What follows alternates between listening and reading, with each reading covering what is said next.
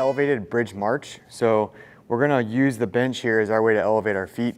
If you don't have access to a bench, you can use stairs, you can use like a stepping stool, you can use a couch, lots of options just to try to get your feet about a foot or two off the ground.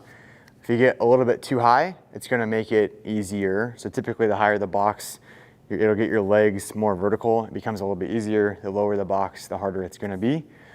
In the intro video there, you saw an example of me just doing a bridge, march, back down.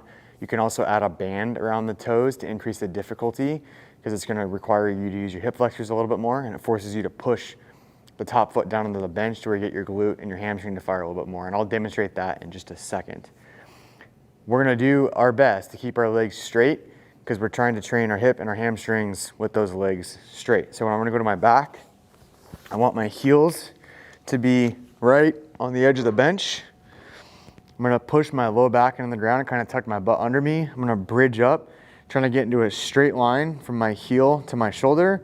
And then I'm gonna go into a march and into a march and then back to the ground. Bridge up, march, march, back to the ground. Now what we really will see as a competition pattern is that someone gets tired, or if they're not strong enough to get all the way up, they will really arch their back and their ribs will open up and their hips will kind of dip down and they'll kind of hang out with their knee locked out and all the way into extension and do their march versus actively kind of keeping their hips engaged, stay in a straight line to get the hamstrings to fire even more, which is what we're after when we go into the bridge, into the march.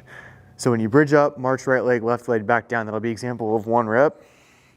If I want to make it harder, I'll just put a band around my toes and then do the same motion. So I'm going to bridge up, march, march, back to the ground.